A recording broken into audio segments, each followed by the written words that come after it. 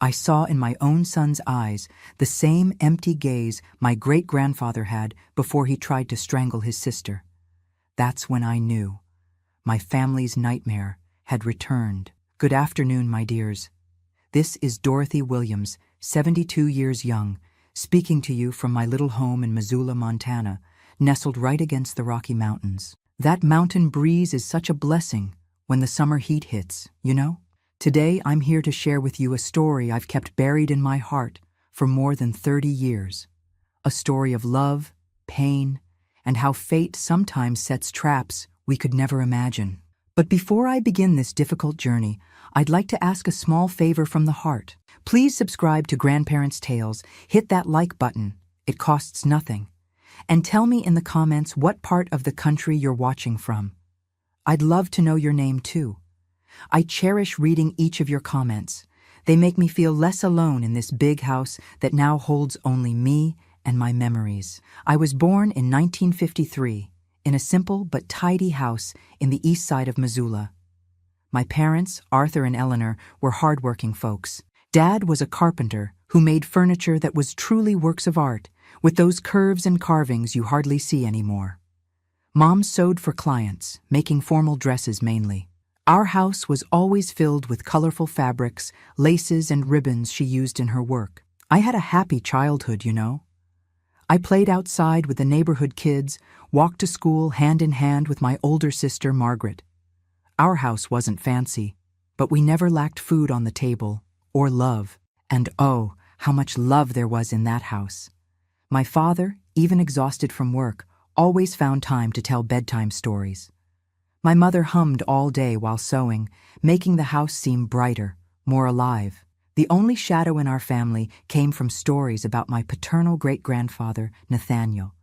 He died long before I was born, but stories about him were whispered by adults when they thought children weren't listening. They said he had problems in the head, that sometimes he'd go days without sleeping, talking nonsense, seeing people who weren't there. That once he tried to strangle his own sister because he believed she had been replaced by a snake disguised as a person.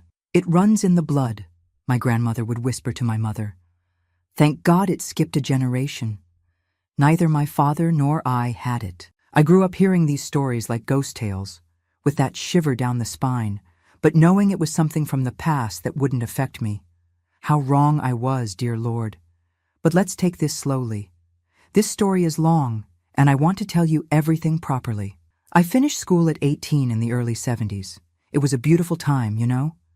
We dreamed, had hope for the future, despite all the country's difficulties. I got a job as a secretary at an accounting firm downtown. I didn't earn much, but I helped at home and still had a little left over to buy lipstick, a new pair of sandals once in a while. It was at that office that I met Philip. Oh my goodness, Philip. Just saying his name, even after so many years, still makes my heart skip a little. He was an accountant, freshly graduated, and moved from Seattle to work in our town. Tall, broad-shouldered, with dark hair and, what stood out most, those honey-colored eyes, almost golden in the sunlight. A handsome man, you see.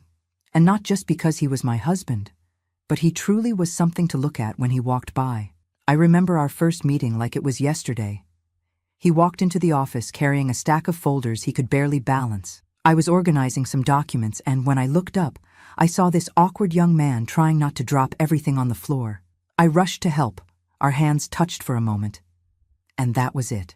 Like lightning, you know? That electric current that runs through your whole body when you meet someone special. "Thank you very much," he said, smiling in that way I would later discover was uniquely his. "I'm Philip, the new accountant." "Dorothy," I replied, feeling my face heat up. "Welcome to the firm." It took him 3 whole weeks to ask me out. 3 weeks of exchanged smiles in the hallways, excuses to come to my desk to ask about some client, shared coffee in the small office break room. When he finally got the courage, it was to invite me to see Love Story at the cinema. I accepted immediately, of course. We dated for 2 years, with all the respect that was expected in those days. He would pick me up at home, chat with my parents in the living room, take me for walks in the park, for ice cream, to the movies when there was something good playing. At town dances, we'd dance together, but always with that little space that adults kept watching. You know how it was. It was a beautiful courtship, unhurried. Philip was different from other young men I knew. Gentle, attentive, respectful. He never raised his voice, even when we disagreed on something. He had that calm way of resolving things, talking, explaining his point of view. And he treated me like a queen. He brought flowers on random days, remembered small details I mentioned, made a point of introducing me to everyone as the most beautiful and intelligent woman in Missoula. In 1975, he proposed. It was on a Sunday, after lunch at my parents' house. He asked to speak privately with my father, and they were locked in the small room that served as his carpentry workshop for almost an hour. When they came out, my father had misty eyes but a smile on his face. Philip came to me, knelt right there in front of the whole family, and took out a small box with a simple but beautiful ring. "Dorothy," he said, his voice trembling a little, "will you marry me and make me the happiest man in the world?" I don't need to tell you that I accepted, right? Right away. The whole family applauded. My mother cried. My cousins immediately started discussing the dress, the cake, the flowers. We married 6 months later in a simple ceremony at First Presbyterian Church. We didn't have much money, but our families came together to make a beautiful celebration. My mother and aunts spent weeks preparing sweets and savories.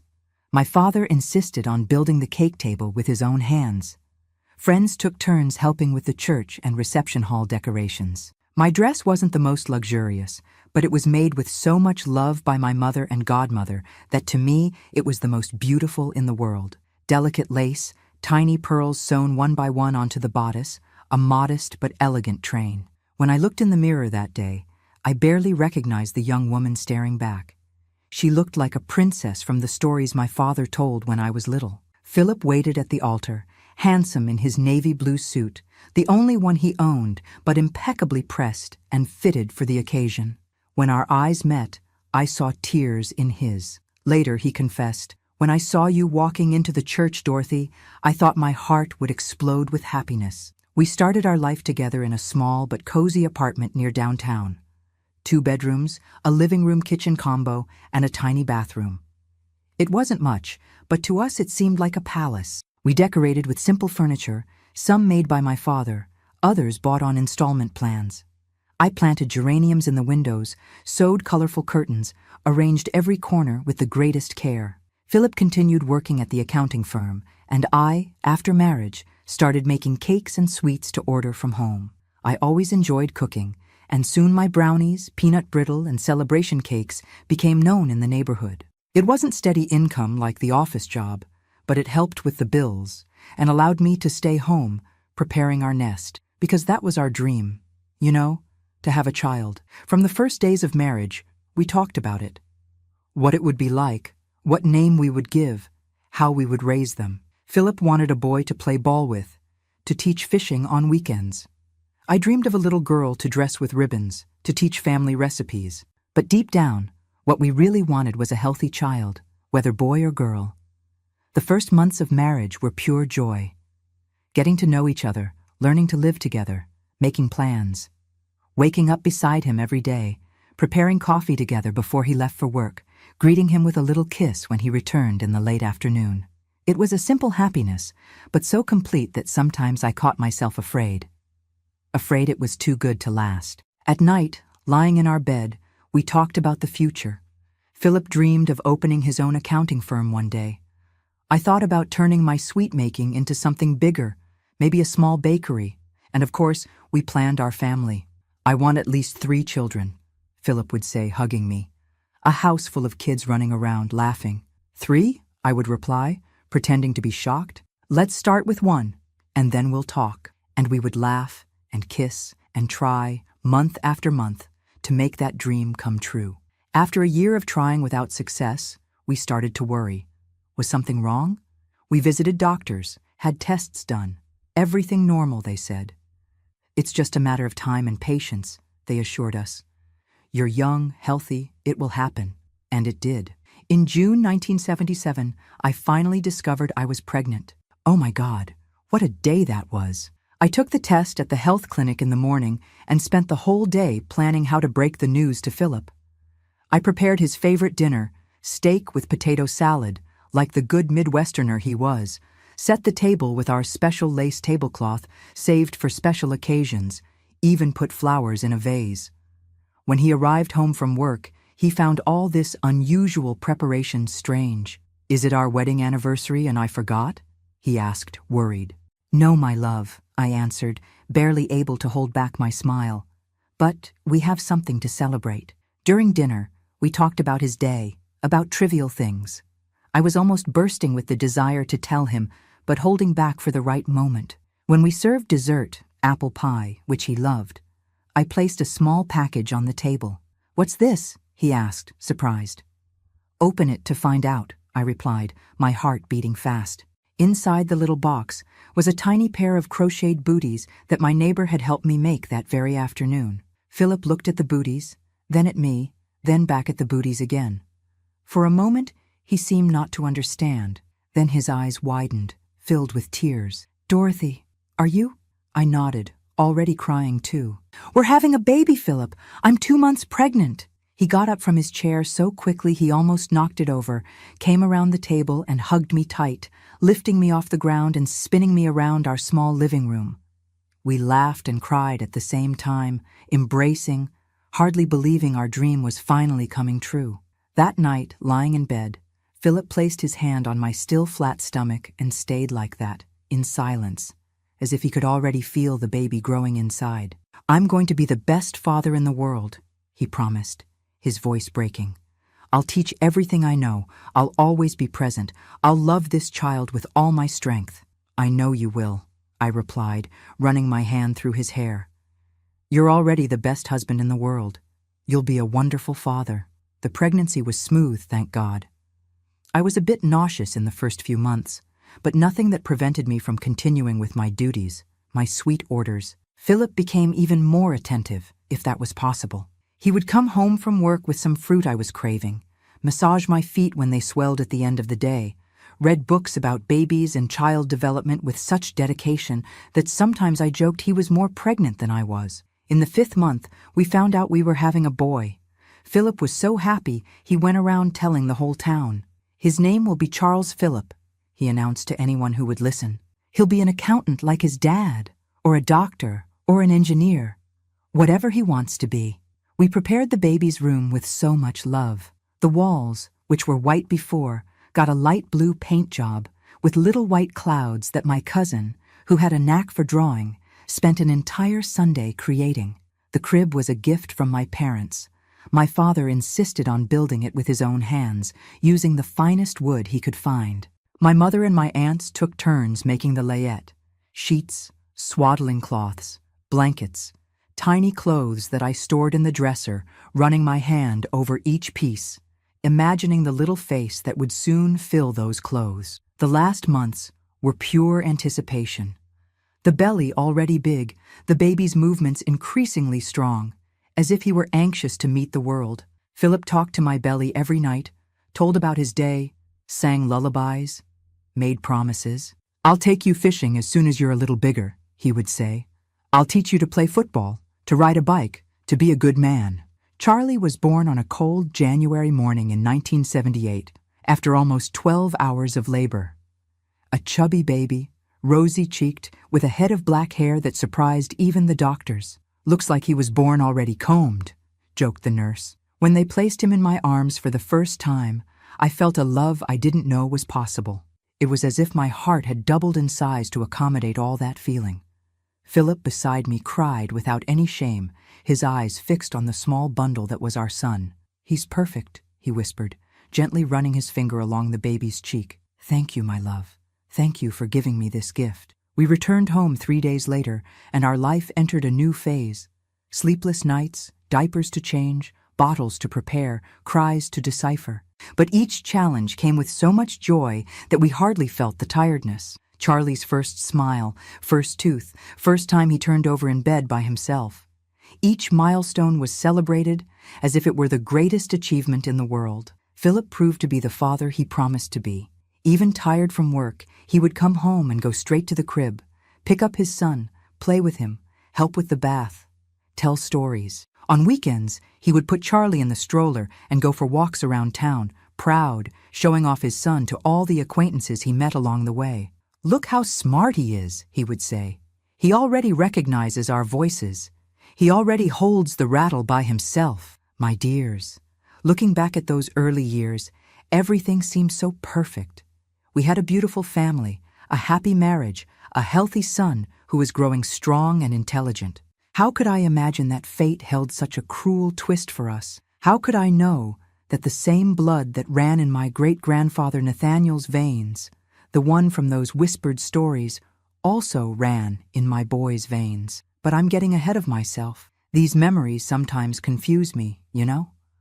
One moment I'm here, smelling fresh baked bread coming out of the oven, hearing my little boy's laughter as he runs through the house. The next moment I'm years ahead, seeing everything crumble like a sandcastle. My loves, if you've made it this far in the story, type "I'm listening" in the comments, so I know there are people out there following me on this difficult journey.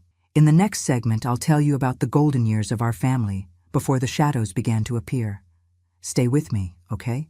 Charlie's childhood was like a dream, my dears. Those first years brought so much happiness that even now, decades later, when I close my eyes, I can still smell that baby scent, hear those delicious giggles echoing through the house, see those curious eyes discovering the world. From an early age, my son showed unusual intelligence. At just 1 year old, he was already speaking clear words. Mama, Dada, water, while other children his age were still babbling. By 2, he was forming complete sentences that amazed his daycare teachers. "Mrs. Williams, this boy is a prodigy," they'd say when I picked him up. "He talks like a tiny adult." Philip was so proud his chest nearly burst the buttons on his shirt. He bought a Super 8 camera in 12 painful installments, an incredible luxury for our circumstances back then, just to record every moment of his son's development. On weekends, he'd transform our living room into a cinema, projecting onto the white wall home movies of Charlie taking his first steps, blowing out candles, playing in the park. "This boy will go far," he'd say, his eyes shining with expectation. "He has his mother's intelligence and his father's determination. He'll be a doctor, maybe even a politician." When Charlie turned 3 in 1981, we knew we needed a bigger home. Our little apartment, which once seemed like a palace, was now too small for that boy's energy. He needed space to run, to explore, to grow. Fortunately, Philip's business was going well. He'd been promoted to manager at the accounting firm, and my cake orders had a loyal clientele that allowed me to contribute significantly to the family budget. We saved for months and managed to put a down payment on a simple but spacious house in the Pleasant View neighborhood. It had a backyard with a big maple tree, 3 bedrooms, 1 for us, 1 for Charlie, and 1 we dreamed of turning into a room for the second child we planned to have. In front, a small porch where I placed pots of geraniums and ferns, making that space my little corner of peace. The move to the new house coincided with Charlie's entry into preschool. We chose carefully Little Sprouts Learning Center, which had an excellent reputation and was only 4 blocks from home. On the first day, I prepared him with all the love: impeccably ironed uniform, lunchbox with sandwiches, fruit and a brownie surprise, hair combed with gel, smelling of children's cologne. "You're going to love school, sweetheart," I explained as we walked hand in hand. "You'll make many friends, learn new things, play a lot." He looked at me with those big, serious eyes, the same honey-colored eyes as his father, and answered with a maturity that surprised me. "I know, Mom. I'll be the best student in the class." And he was. Charlie adapted to school like a fish to water. In a few weeks, the teachers were already commenting on his ease in learning, his creativity in drawings, his natural leadership among the other children. At home, he asked us to read to him every night, not children's stories, but grown-up books, as he called them. At not quite 4 years old, he already recognized all the letters and could put some together into simple words. Philip, radiant with pride, brought increasingly advanced children's books, puzzles with more pieces, educational games that stimulated reasoning. He would spend hours on the living room floor, building block cities with his son, inventing fantastic stories about brave princes and mysterious dragons, answering with infinite patience the curious questions the boy had about how things worked. From clocks to stars, from planes to ants. Why is the sky blue, Dad? How do fish breathe underwater? Where does the sun go at night? The questions never stopped, and Philip made a point of seeking real, scientific answers, never underestimating his son's intelligence. Our routine found a nice rhythm in those years. Philip would leave early for work, I would take Charlie to school, then return home to prepare the day's sweet orders. In the afternoon, I'd pick up our boy and we'd spend a few hours together, doing homework, playing in the backyard, preparing the dinner that Philip would find when he returned from the office. During school vacations, we would take small trips, usually to visit Charlie's paternal grandparents in Seattle, or to spend a few days at the beach in Oregon. They weren't luxurious vacations. We stayed in simple motels, took home-prepared food to save money. But they were precious moments, filled with simple joys like sandcastles, ice cream on the beach, boat rides on the lakes. I remember one of these trips, in January 1983, when Charlie was 5 years old. We were at the beach on a sunny afternoon. Philip had gone to buy popsicles for us, and I was watching Charlie playing in the wet sand, concentrated on building an elaborate system of channels where the seawater would flow in and out. Suddenly, an older boy, must have been about 8 or 9, came running and deliberately stepped right in the middle of the construction, destroying everything. I immediately stood up, ready to intervene, to console my son who would certainly start crying. But to my surprise, Charlie didn't cry. He looked at the boy with a strangely calm expression and said, in a voice that didn't seem to belong to a child, "You're going to regret that." The older boy laughed mockingly. "And what are you going to do, baby? Cry for mommy?"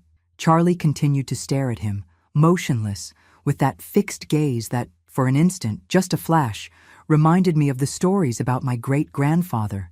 Then, without warning, he grabbed a handful of wet sand and threw it directly into the boy's eyes, who fell backward, screaming in pain. "Charlie!" I exclaimed, running to them. "What did you do?" He turned to me, and his face was again that of my sweet boy, with eyes wide with shock, as if he himself didn't understand what he had just done. "He destroyed my castle, Mom," he answered, his voice trembling. I got angry. The incident was quickly resolved. I apologized to the other boy's mother, explained that Charlie had never done anything like this before, that it had just been an impulsive reaction. On the way back to the motel, I had a serious talk with my son about how we must control our impulses, about how hurting others is never the solution. Even when we're very angry, Charlie, we can't hurt people. Do you understand? He nodded, seeming genuinely sorry. "I'm sorry, Mom. I don't know what happened. It was like someone else threw the sand." At the time, I interpreted it as just a child's way of avoiding responsibility. Only years later did I realize that perhaps, just maybe, there was more truth in that statement than I could imagine. But that was just an isolated episode. In general, Charlie was a sweet, affectionate, obedient boy.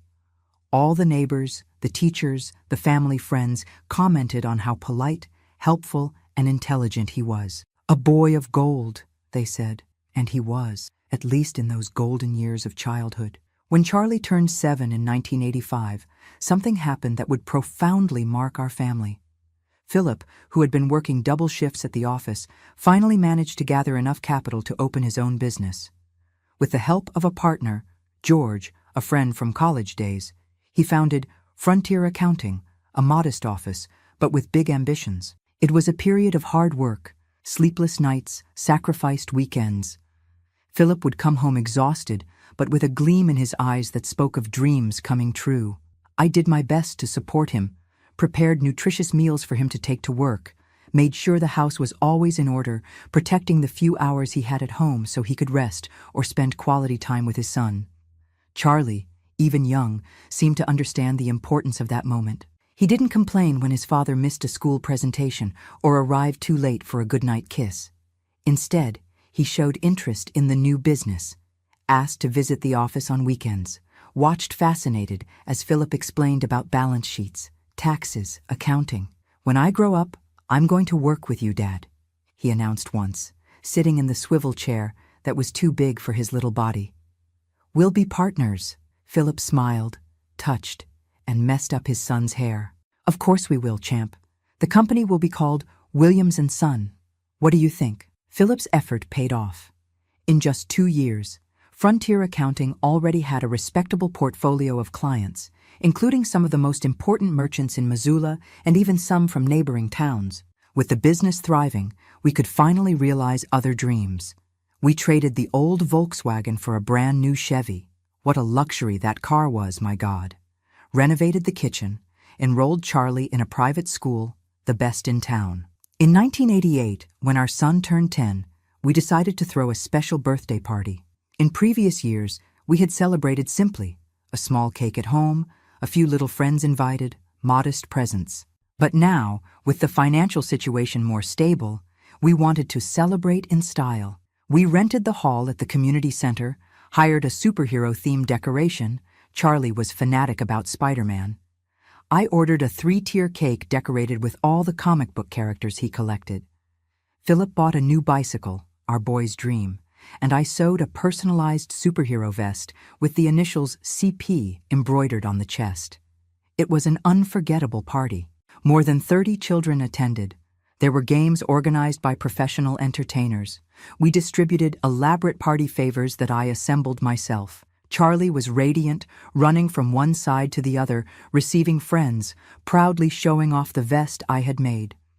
At the moment of singing Happy Birthday, with our son in the center, surrounded by friends and family, exchanging looks of pure happiness with Philip, I thought life couldn't get better than that. We had built something precious, something solid. A happy marriage, a wonderful son, a comfortable financial situation. The future seemed so promising, so full of possibilities. I couldn't imagine that in a few years everything we had built with so much love would begin to crumble. That the signs, small and subtle, that we sometimes noticed in Charlie's behavior, but preferred to ignore, were just the prelude to a devastating storm that was approaching. The following years passed in a pleasant routine.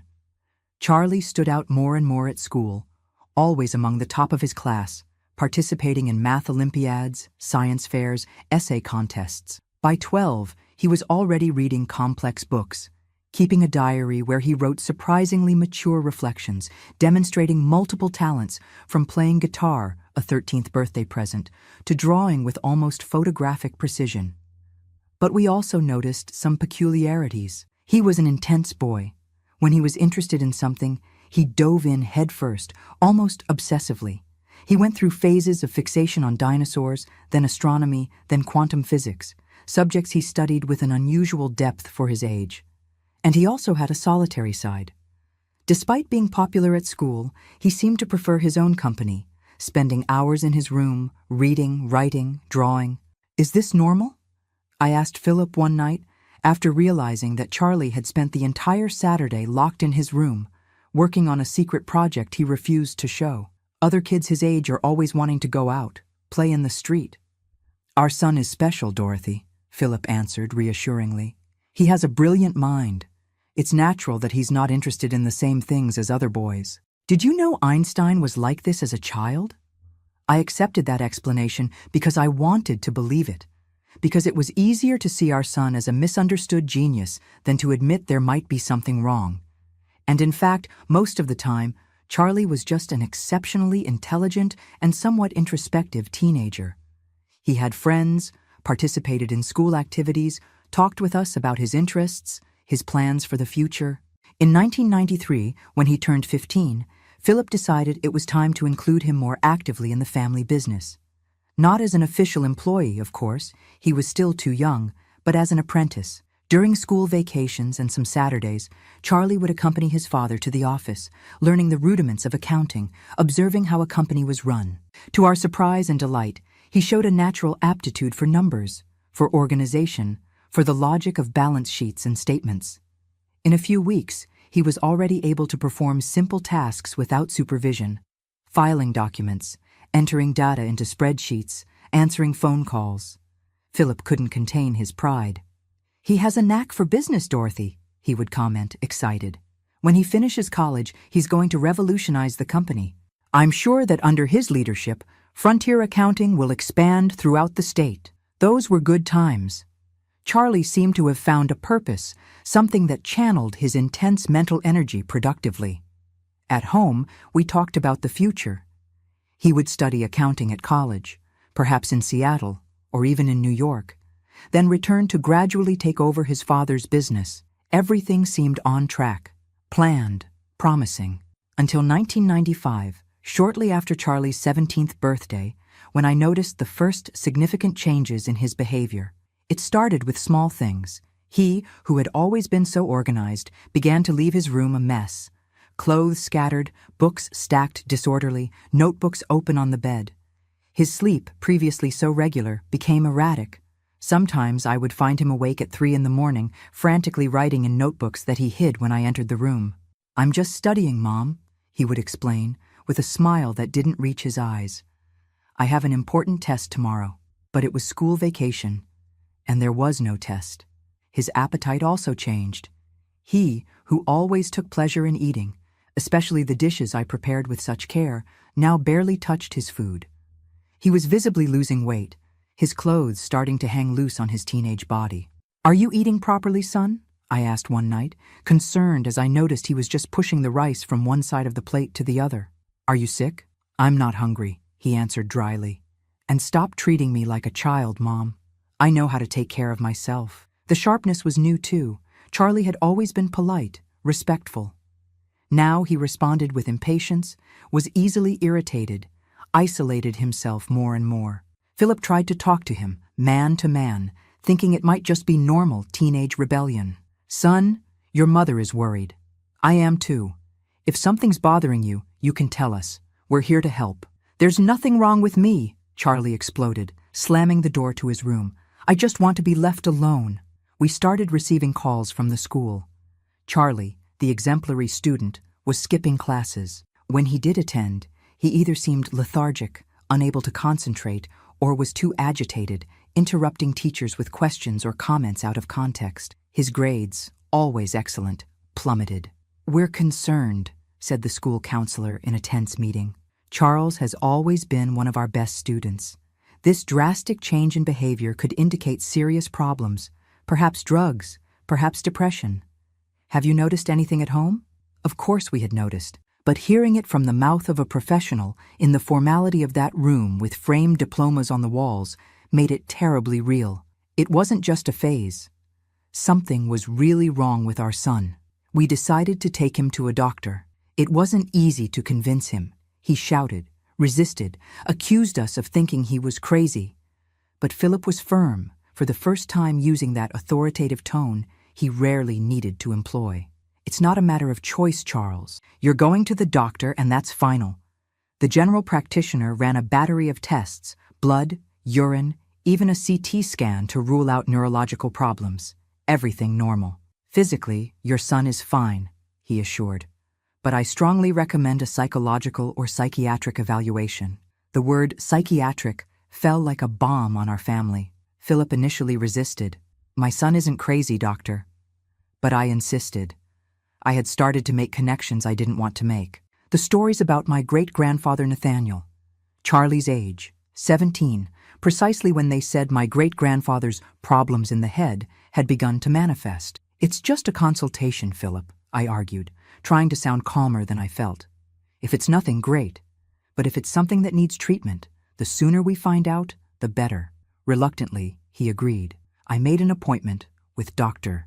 Morris, the only psychiatrist in town, an elderly gentleman with a reputation for competence, despite somewhat old-fashioned manners. Charlie refused to go. On the morning of the appointment, he locked himself in the bathroom and wouldn't come out with either pleas or threats. "You want to lock me up," he shouted through the door. "You want to get rid of me like they did with that crazy old man in the family." That chilled my spine. We had never told Charlie about my great-grandfather. How could he know? When we finally convinced him to come out of the bathroom, Philip threatened to break down the door. He was different. Too calm, almost serene, with a strange smile on his lips. "All right," he said docilely. "Let's go to the doctor. You're right, I'm not well." The sudden change in attitude should have alerted me, but I was so relieved that I didn't question it. On the way to the office, sitting in the back seat of the car, Charlie hummed softly a tune I didn't recognize. Looking in the rearview mirror, I noticed his eyes were glazed, fixed on some invisible point, and his lips were moving as if he were talking to someone.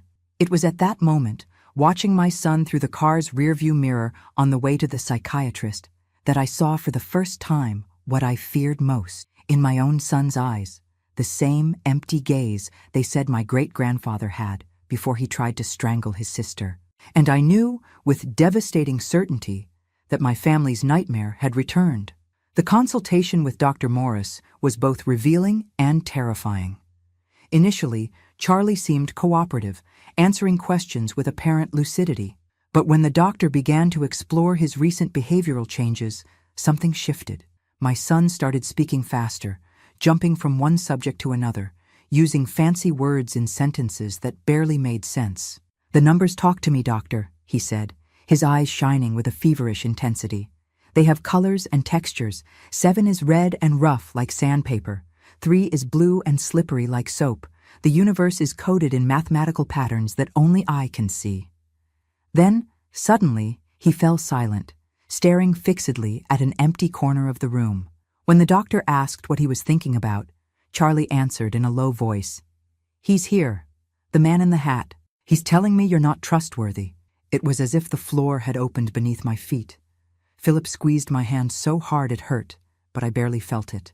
My focus was entirely on our son, who now seemed to be animatedly conversing with the empty space. Dr. Morris's diagnosis was cautious, but direct. "Your son presents symptoms suggestive of a disorder in the schizophrenia spectrum.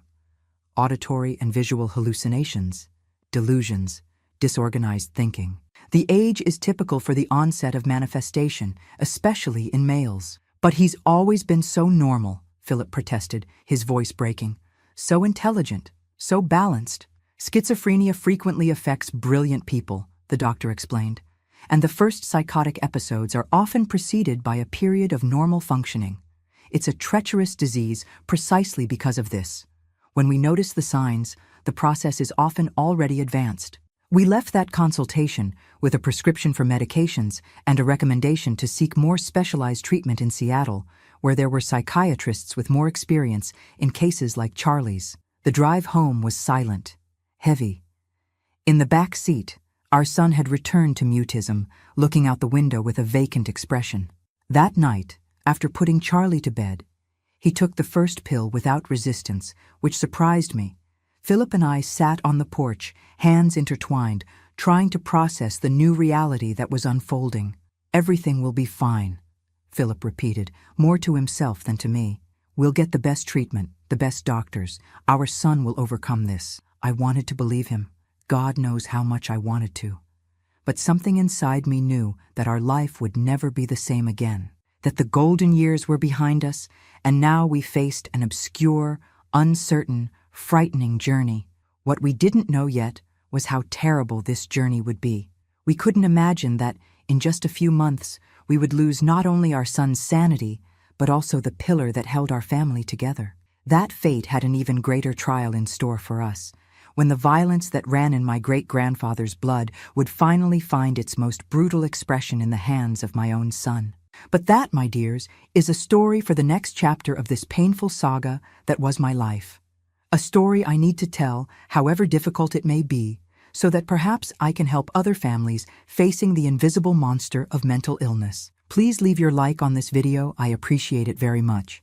In the weeks following the diagnosis, we lived in a strange limbo. The medications Dr. Morris prescribed seemed to calm Charlie's most obvious symptoms. The hallucinations, the agitation, the disconnected speech. He started sleeping better, eating regularly, even returned to school after 2 weeks of rest at home. We came to believe, for a brief and blessed moment, that perhaps the doctor had exaggerated. Maybe it wasn't schizophrenia, just an isolated episode of stress, of mental exhaustion, of a brilliant teenager under too much pressure. How we deceived ourselves. In March 1995, following Dr. Morris's recommendation, we traveled to Seattle for a consultation with a specialist, Dr. Henry Vasconcelos, a renowned psychiatrist with extensive experience in psychotic disorders. His clinic was in a modern building in the Capitol Hill neighborhood, so different from our doctor's antiquated office in Missoula. Polite receptionists, a waiting room with comfortable armchairs, updated magazines, a decorative water fountain that created a calming environment. Charlie, surprisingly, was cooperative that day. He dressed appropriately, maintained a lucid conversation during the 3-hour journey, even joked with his father about the chaotic traffic in the big city.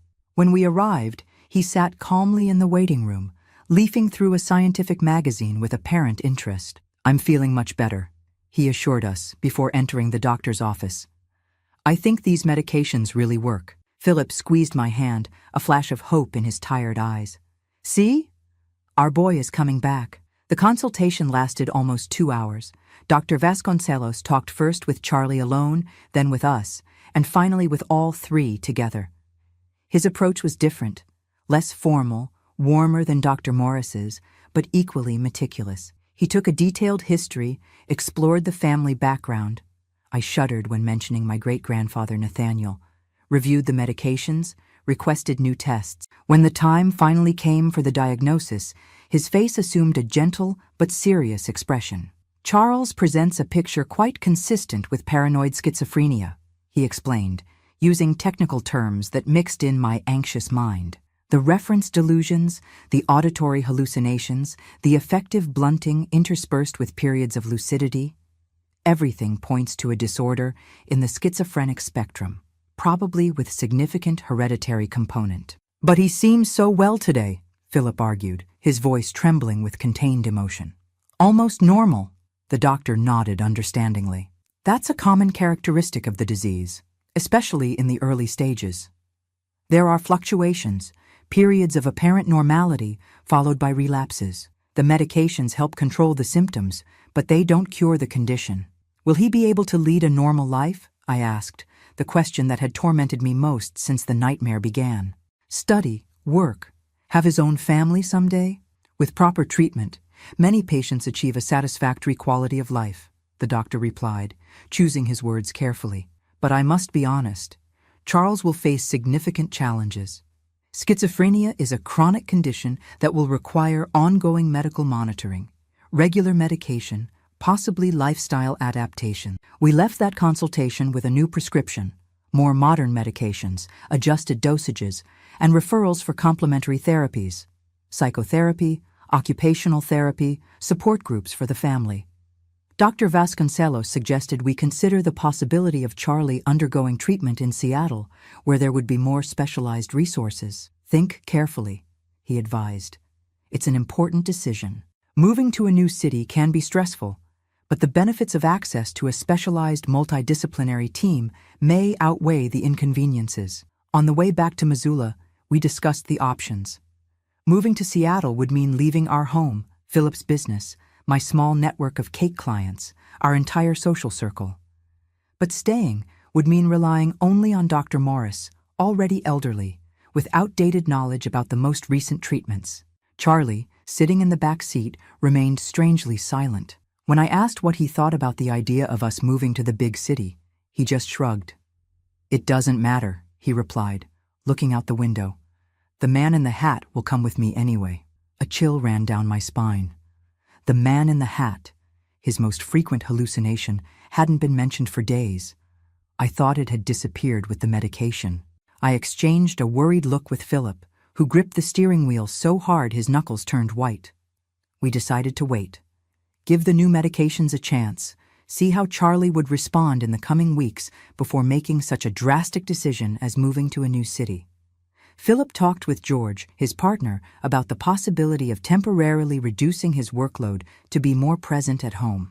I reorganized my order schedule, prioritizing only the oldest and most profitable clients to have more time to care for our son. For a few weeks, it seemed we had made the right decision. Charlie returned to school full-time, resumed some of his normal activities. The new medications had side effects. He complained of dry mouth, daytime drowsiness, mild tremors in his hands. But they seemed to control the psychotic symptoms. The weekly consultations with Dr. Morris were calm, routine. It was in May, almost 2 months after the consultation in Seattle, that things began to crumble again. It all started when I found the pills, dozens of them, hidden inside a hollow book on the shelf in Charlie's room. He hadn't been taking his medication for weeks, perhaps since we returned from the city. I confronted him, of course. First calmly, trying to understand. "Son, why did you hide the pills? You know you need them to stay well." He looked at me with a coldness I didn't recognize. "They make me slow, heavy. I can't think straight when I take them. But the delusions come back without them, Charlie. The voices, the hallucinations." A strange smile formed on his lips. "And who said they're delusions, Mom? What if I really can see things you can't? What if the man in the hat is real, just invisible to ordinary minds?" The conversation quickly deteriorated from there. Charlie became agitated, started pacing back and forth across the room, gesturing to the air as if talking to someone only he could see. When I tried to hold him, calm him down, he pushed me with surprising strength, making me fall sitting on the bed. "Don't touch me," he shouted, eyes wide with fear and anger. "He says you want to poison me, that the pills are poison." Philip arrived home from work in the middle of this chaos. I had never seen him so frightened as in that moment, standing in the doorway, watching our 17-year-old son in full psychotic episode, shouting delusional accusations against us. We called Dr. Morris, who came immediately to our house. For the first time, he mentioned the possibility of hospitalization. If he's not taking the medication voluntarily and is showing aggressive behavior and intense persecutory delusions, a period of stabilization in a hospital environment may be necessary, the doctor explained. While in the next room, Charlie continued talking to himself, now in a lower, conspiratorial voice. The idea of hospitalizing our son broke our hearts. We imagined psychiatric hospitals as dark, inhumane places, full of sedated patients and brutal treatments. But Dr. Morris assured us that things had changed a lot in recent decades. "The Western State Hospital in Seattle has an excellent youth ward," he explained. "The treatment is humanized, focused on stabilization and reintegration. We're not talking about a prolonged hospitalization, just the time needed to adjust the medication and ensure that Charles takes it regularly." Reluctantly, we agreed to consider the option. But before we could make any decision, Charlie suddenly seemed to improve. The next morning, he came down for breakfast calm, almost serene. He apologized for his behavior the previous night, promised to start taking his medications regularly again, said he had had a moment of confusion, but now was more lucid. "It was just a lapse, Mom," he explained, obediently taking the pill I placed beside his glass of juice. "It won't happen again." I wanted so much to believe him, and for a few days, I really did. I personally supervised each dose of medication, verifying that he actually swallowed it, not hiding it under his tongue as I later discovered he had been doing. Charlie returned to his routine, school, home, sometimes a trip to his father's office on weekends. He seemed stable, almost normal. It was precisely when we lowered our guard that the worst happened. On a Friday in June, Charlie didn't return from school at the usual time. By 5 in the afternoon, I started to worry. By 6, I was in panic. I called all his friends I knew, the school, even the small-town police station. No one had news of him. Philip went out to look for him, going through the places our son used to frequent: the central square, the town library, the football field on the outskirts of town. Nothing. When he returned, around 9 at night, his face was pale, his eyes red as if holding back tears by force. "Let's go to the police," he decided. "This isn't normal. Something happened." We were preparing to leave when we heard the sound of keys in the door. Charlie entered, his hair disheveled, clothes dirty and wrinkled, a strong smell of alcohol emanating from him. "Where were you?" Philip practically shouted, a mix of relief and fury in his voice. "We were going crazy with worry." Charlie smiled, a smile that didn't reach his eyes. "I went to meet some friends in Spokane, people who really understand me." Spokane was the neighboring city, about an hour-and-a-half drive from Missoula. The two cities had good connections by highway, and many people commuted between them for work or leisure. "What friends?" I insisted, noticing his eyes were dilated, not just from alcohol. "What did you take, Charlie?" He laughed, a bitter, almost adult sound. "What makes me feel good, Mom? What drives away the voices better than those pills you force me to swallow?" Philip stepped forward, grabbing his son's arm. "Did you use drugs? Answer me!" What happened next was so fast, I barely had time to process it. Charlie wrenched himself free with a sudden movement and then delivered a punch to his father's face. Philip staggered backward, more surprised than hurt, blood trickling from the corner of his mouth. "Don't touch me!" Charlie shouted, his eyes wide, wild. "None of you touch me. You're not my parents. My real parents were replaced." It was the classic Capgras delusion. I learned the name later in my desperate readings about the disease. The conviction that close people, usually family members, have been replaced by identical imposters. A common symptom in certain types of paranoid schizophrenia. That night was a nightmare. Charlie alternated between periods of intense aggression, breaking objects, threatening us, and moments of pure fear, huddled in a corner, begging the imposters not to hurt him. We called Dr. Morris, who came accompanied by 2 nurses from the small-town hospital. Physical force was necessary to restrain our son and administer a sedative. "We have no choice," the doctor said, watching Charlie finally fall asleep on the living room sofa, surrounded by the debris of objects he had broken in his fury. "He needs immediate hospitalization." The next day, a cloudy Saturday that seemed to reflect the darkness in our hearts, we made the most difficult journey of our lives. Charlie, still under the effect of sedatives, barely realized what was happening. We installed him in the back seat of the car, covered with a blanket, and began the long drive to Seattle. The admission process at Western State Hospital was surprisingly efficient, but emotionally devastating. We filled out forms, signed authorizations, talked with doctors, social workers, psychologists. We repeatedly explained the history, the first symptoms, the diagnosis, the refusal to take medication, the violent episode the night before. When the time came to say goodbye, Charlie was already more awake, beginning to understand what was happening. The panic in his eyes when he realized he would be left there, among strangers, in an unknown place, almost broke my determination. "Mom, don't do this," he begged, clutching my hand tightly. For a moment, he was my boy again, not the disturbed young man from the night before. "Don't leave me here. I promise I'll behave. I'll take the pills. I'll do everything right." Philip, beside me, swallowed hard, tears flowing freely down his face marked by the night of terror. "It's for your own good, son, just until you get better." "I am better already," Charlie insisted, looking frantically around at the white, sterile walls of the admission room. "Please, Dad, Mom, don't abandon me here." It took all my strength to let go of his hand, to take a step back when the nurses approached to take him away. The scream he let out, an animal sound, pure suffering, still echoes in my nightmares. "You'll pay for this," he shouted as he was led down the hallway. It was no longer my son's voice, but something distorted by anger and disease. "You're not my parents.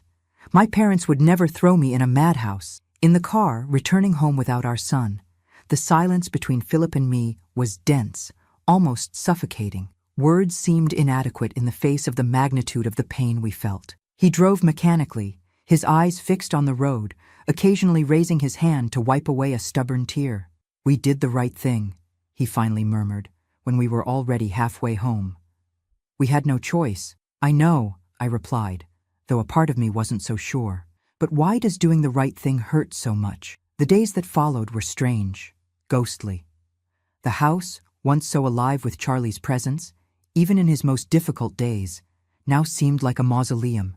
His untouched room, the empty chair at the dinner table, the silence in the mornings, where before we heard his hurried steps getting ready for school. We called the hospital daily, anxious for news. In the first days, the information was minimal. "He's adapting," they said. "An adjustment period is normal." In the first week, we couldn't visit him, part of the protocol for patients in acute crisis, they explained. Finally, after 10 days that seemed like an eternity, we were authorized to visit our son. We made that 3-hour drive to Seattle again, our hearts heavy with hope and fear. The hospital wasn't the dark place I feared. The youth ward, in particular, was surprisingly welcoming. Walls painted in light colors, A common room with games and books, simple but clean rooms shared by a maximum of 2 patients. Charlie shared his room with a younger boy, apparently with some kind of mood disorder. When he saw us in the visiting room, Charlie didn't show the joy we secretly hoped for. He was calm, almost apathetic, an effect of the medication, the nurse later explained. We talked for almost an hour about trivial and superficial matters. He asked about the house, about the neighbors, about Philip's work. He avoided mentioning his condition, the treatment, when he could return home. Only when we were preparing to leave did he finally look us in the eyes. A clear, lucid look, the look of our Charlie from before. "I'm sorry for what I did," he said, his voice low. It wasn't me that night." Philip hugged him, sobbing without shame. "We know that, son. No one blames you. We just want you to get well." "I will," he promised, returning the hug with an intensity that surprised me. "The doctors here are good. I'm taking the medications." The voices are lower, more distant. We returned home lighter, with renewed hope. Perhaps, after all, the hospitalization had been the right decision. Perhaps our son was on the path to recovery. The following weeks followed a pattern. We visited Charlie every Saturday, always noticing small improvements. His expression more lively, his conversation more coherent, his interest gradually returning to subjects that used to fascinate him. Books, science, his father's business. The doctors talked about significant progress, successful medication adjustment, positive prospects for discharge soon. In July, almost a month after the hospitalization, we had a meeting with the complete medical team: psychiatrist, psychologist, social worker, occupational therapist. Everyone agreed that Charlie was responding exceptionally well to the treatment. We discussed the next steps: hospital discharge, outpatient follow-up, the possibility of him returning to school in the second semester. "It's important to establish a structured routine, but without excessive pressure," the psychiatrist recommended. "The return to normal activities should be gradual, monitored." We decided that Philip would temporarily rent a small apartment in Seattle. I would move there with Charlie, so he could continue outpatient treatment in the city while readapting to life outside the hospital. Philip would divide his time between Missoula, where the accounting office required his presence, and Seattle, coming on weekends and holidays. "It's not ideal, but it's temporary," Philip assured, though I could see the concern in his eyes. Not just for the separation, but for the finances, renting a property in the big city, maintaining 2 homes, the frequent travels. All this would represent a considerable weight on our budget.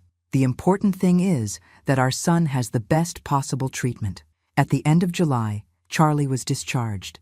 He left the hospital different, thinner, with a more serious look, more adult than his 17 years suggested, but also more stable, more present, more aware of his condition and the need to take care of it. "I won't stop taking the medications again," he promised as we loaded his few belongings into the car. "I learned the hard way what happens when I do that." Our rented apartment was in the Capitol Hill neighborhood, not as elegant as the area where Dr. Vasconcelos had his clinic, but still a pleasant area with easy access to the hospital for follow-up appointments. It was small, 2 bedrooms, combined living room and kitchen, 1 bathroom, but cozy in its own way. I furnished it with the essentials, trying to create a welcoming environment with the limited resources we had. Philip stayed with us the first weekend, helping to organize everything, making sure we were comfortable and safe. When he left, on Sunday night, I felt a tightness in my heart that had nothing to do with the normal longing of a temporarily separated couple. It was a premonition, a vague but persistent fear that something was wrong, that our apparent victory against the disease was fragile, temporary. "Everything will be fine," Philip assured, hugging me tightly before getting into the car for the long drive back. "We're on the right path now." The first weeks in Seattle were surprisingly calm. Charlie followed the treatment rigorously: therapy 3 times a week, psychiatric consultation fortnightly, medication at exact times. He started attending a support group for young people with mental disorders, where for the first time he could talk with people who really understood what he was going through. I enrolled him in a prep course for the college entrance exam. Less demanding than regular school, but still stimulating for his mind, hungry for knowledge. On good days, he reminded me of the Charlie from before, curious, articulate, full of plans for the future. "I still want to go to college," he told me one night, as we dined at the small kitchen table. "Maybe not accounting like Dad wanted. I'm thinking about psychology, you know? To better understand what happens in here." He pointed to his own head, an ironic smile on his lips. There were bad days too, of course.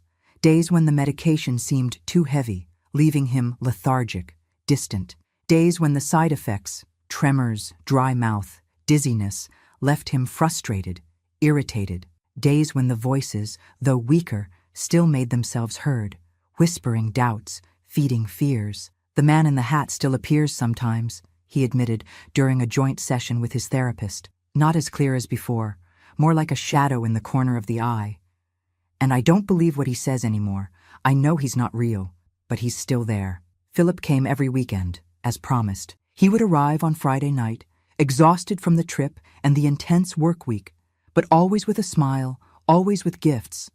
A new book for Charlie, flowers for me, typical treats from Montana that we knew we wouldn't find in the big city. We spent those 2 precious days as a normal family. We went to the movies, walked in the park, visited the public market. Charlie seemed especially animated on these occasions, as if his father's presence completed a circuit, restored a vital energy that was missing on weekdays. When September came, completing 2 months of this arrangement, we began to discuss the possibility of returning to Missoula. Dr. Vasconcelos was cautiously optimistic. "Charles is evolving well," he acknowledged during a consultation where Philip was also present. "But I still recommend a few more months of intensive follow-up here in the city before considering returning to your hometown. His stability is still relatively recent." Philip sighed, the exhaustion evident on his face. The weekly trips, the dual responsibility, taking care of the office in Montana, supporting the family in Seattle, were taking their toll. "Let's follow the medical recommendation," he agreed, always prioritizing his son's well-being above any personal convenience. "But I need to find a more sustainable solution for the office. I can't continue to be absent 4 days a week indefinitely."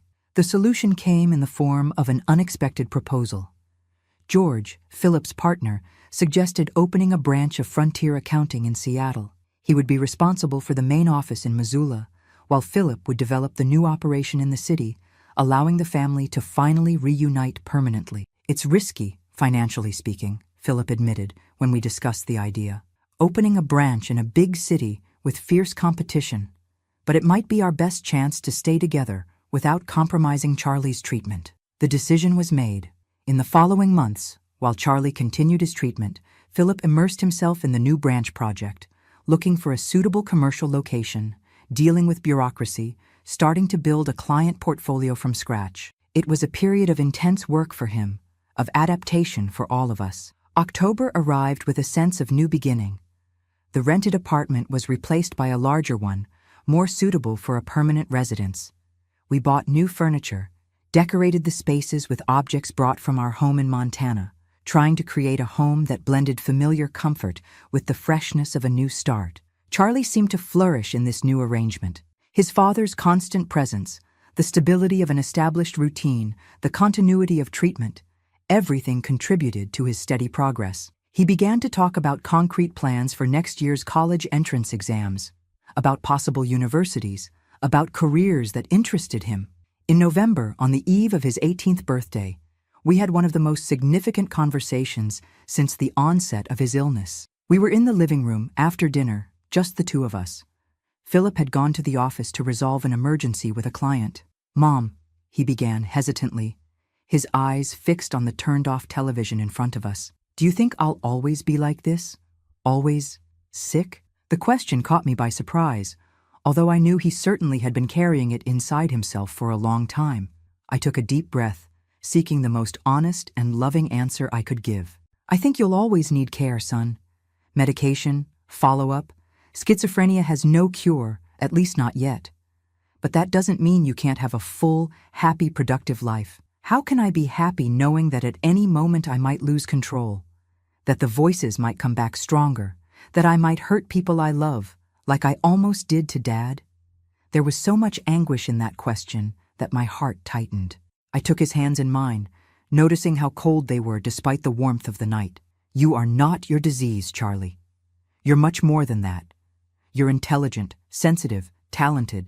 You're aware of your condition, you're getting treatment, you're learning to recognize the warning signs. That's already half the battle. He nodded slowly, absorbing my words. Sometimes I'm afraid I'll never be able to have a normal life. A girlfriend, children, a career. Many people with schizophrenia have all that, son. It won't be easy. It won't be as you imagined when you were younger. But it's possible. And your father and I will be by your side every step of the way. A sad smile touched his lips. You've been incredible. After everything I did, how I acted, you're still here, rebuilding your lives because of me, because we love you more than anything in the world. It's always been that way.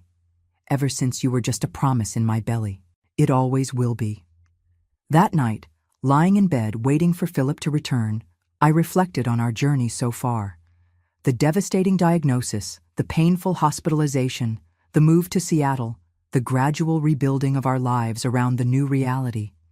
It had been the hardest year of our lives, no doubt, but also a year of discoveries, of strengthening bonds, of a deeper understanding of what really mattered.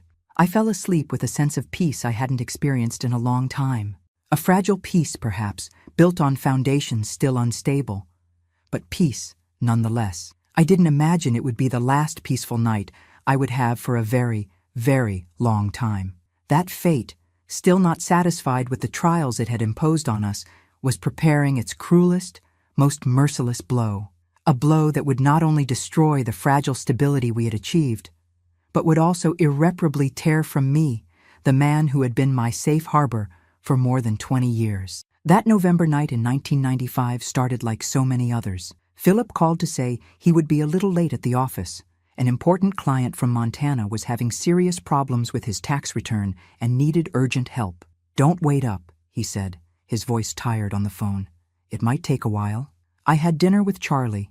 We watched a program on TV, talked about plans for his 18th birthday that was approaching. Around 10, he took his evening medication and went to bed. I stayed a little longer in the living room, knitting a sweater that would be Philip's Christmas present, trying not to look at the clock every 5 minutes. 11 o'clock, midnight, 1 in the morning. Fatigue finally overcame me. I left a note on the kitchen table. "There's food in the oven. I love you." And went to sleep, imagining I would find Philip beside me when I woke up, as so many other times when he came home late at night. The phone rang at 4:27 in the morning. I know the exact time because I looked at the digital clock on the nightstand, those red numbers glowing in the darkness of the room. 4:27. The hour when my life changed forever. It was George, Philip's partner, calling from Missoula. His voice trembled so much I could barely understand the first sentences. Something about an accident, a bar fight, the police trying to make contact. "Calm down, George," I asked, sitting up in bed, my heart already racing with a terrible premonition. "What are you talking about? What accident?" "Philip, Dorothy, he's dead." The words hit me like a physical punch, stealing my breath, making the room spin around me. It couldn't be true. Philip was in Seattle, working at the office. George must be confused.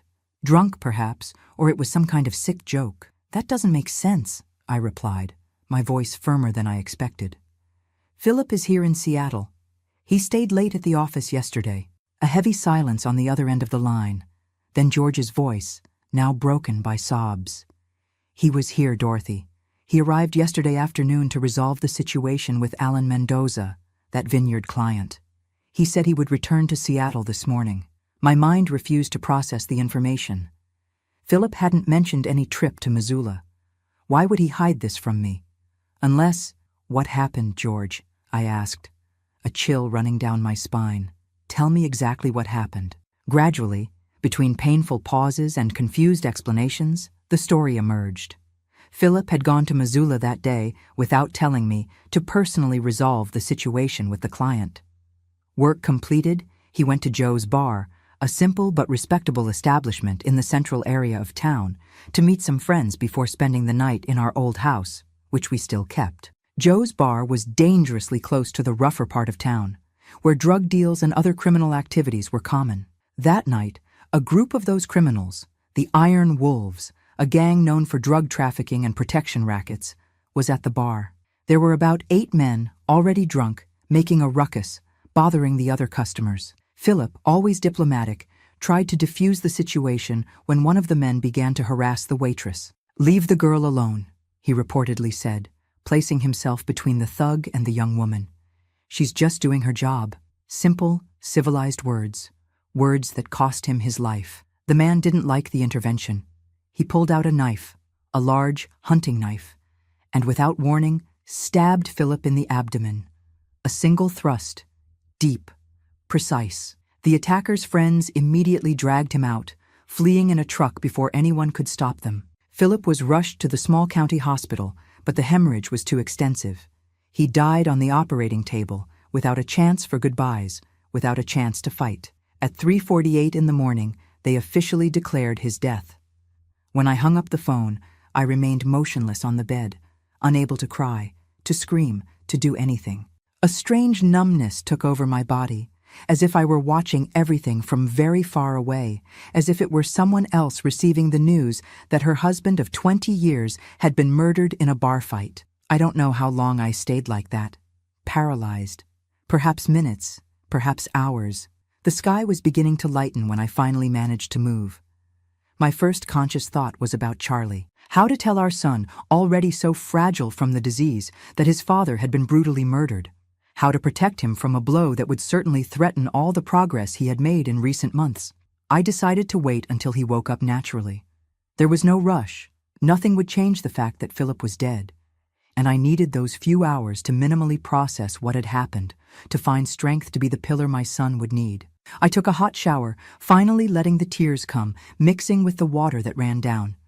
I dressed mechanically, prepared coffee, sat at the kitchen table, and waited.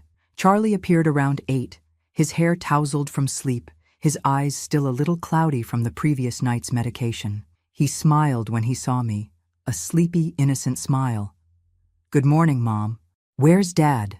The question was so normal, so routine, that for an insane second I thought about lying, saying that Philip had left early, that he would be back soon, postpone for a few hours the inevitable pain that would come.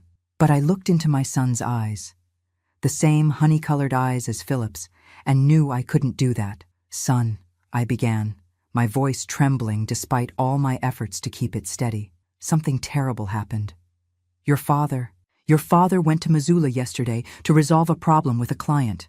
And there, the words refused to come out. How to say that the man he most admired in the world, his hero, his safe harbor, had been stabbed to death in a bar. How to transform something so brutal, so senseless, into words. "He died, didn't he?" Charlie asked, his voice strangely calm. The man in the hat told me this would happen. A chill ran down my spine. The man in the hat.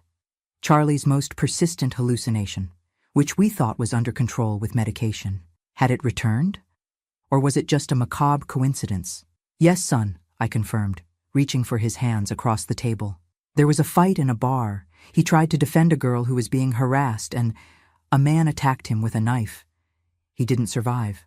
I expected tears, screams, denial, any of the normal reactions to grief. Instead, I saw something that frightened me much more.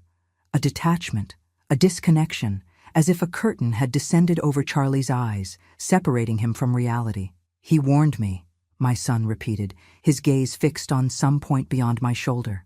"The man in the hat said Dad would leave us, that it would be just the two of us, that it was better this way." "Charlie," I called, squeezing his hands, trying to bring him back. "This isn't real.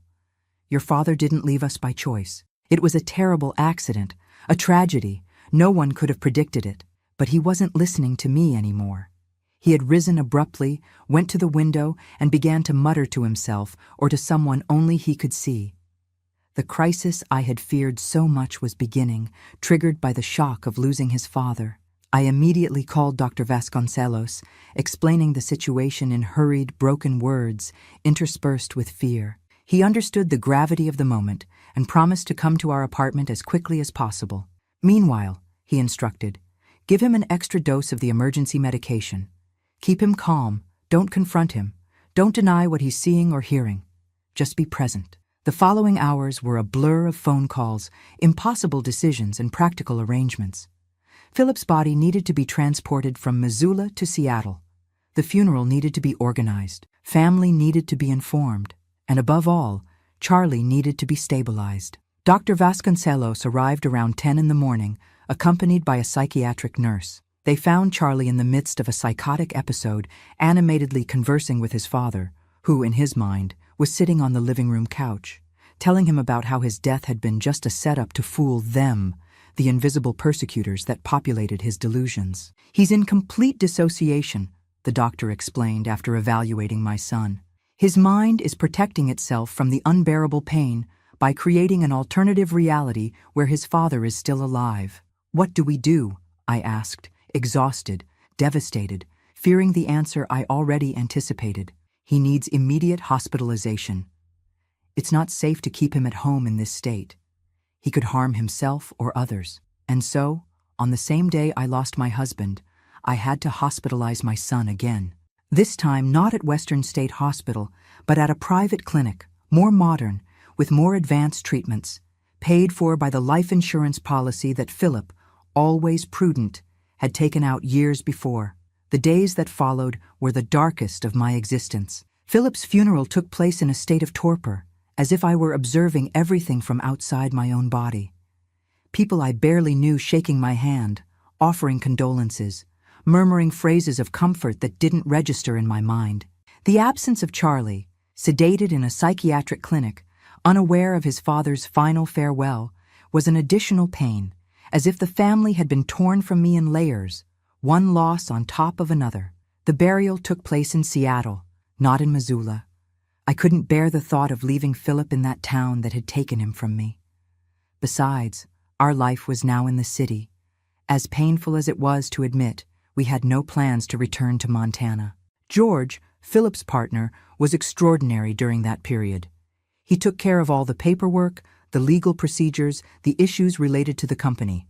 He made sure I had immediate access to Philip's part in Frontier Accounting, that the insurance was processed without complications, that no material concerns were added to the crushing weight of grief I already carried. A week after the funeral, when the house finally emptied of well-meaning relatives and concerned friends, I sat alone on the balcony of our apartment, watching the sunset over Seattle. It was a spectacular twilight, the sky painted in shades of orange and pink that Philip would have loved to photograph. The beauty of the moment cruelly contrasted with the emptiness inside me.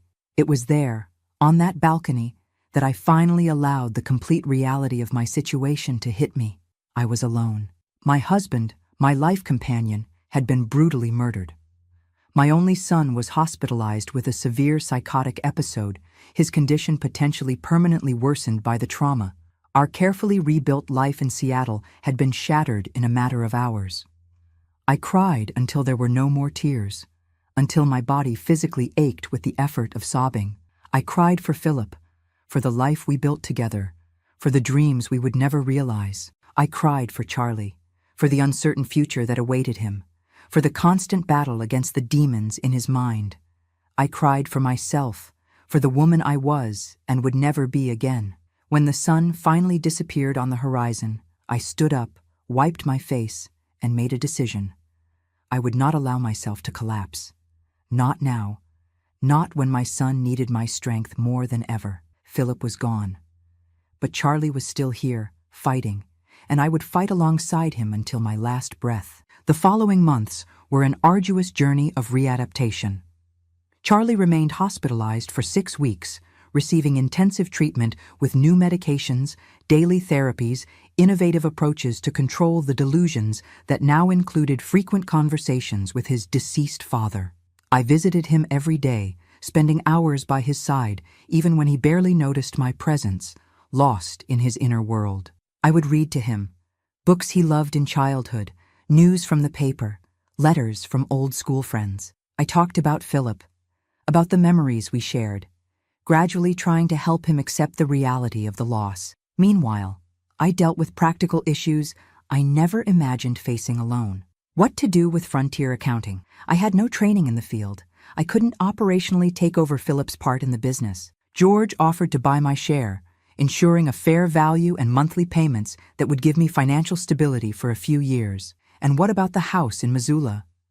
Keeping it would mean a painful connection to the place where Philip was killed. Selling it would mean cutting the last physical tie with the town where we built our family, where we lived so many happy moments. Decisions, decisions, decisions, all weighing exclusively on my shoulders, without Philip to discuss, ponder, advise, without even Charlie lucid enough to offer an opinion. It was during this period that I discovered an inner strength I didn't know I possessed. I learned to trust my own judgment, to make difficult decisions, and live with their consequences. I sold the house in Montana.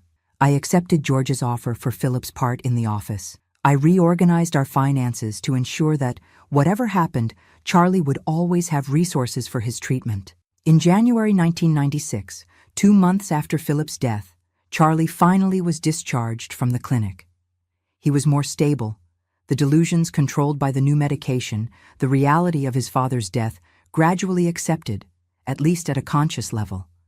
But he was a different young man who returned home. Quieter, more withdrawn, with a distant look that rarely lit up. The doctors explained that this was to be expected, a combination of the effects of the stronger medication, the natural process of grief, and the evolution of schizophrenia itself. He may never return to being exactly as he was before, warned Dr. Vasconcelos in one of our consultations. The important thing now is stability, security, routine. And that's what I tried to provide. I transformed our apartment into a sanctuary of calm and predictability. Regular times for meals, medication, therapy, a tranquil environment without excessive stimuli that could trigger crises.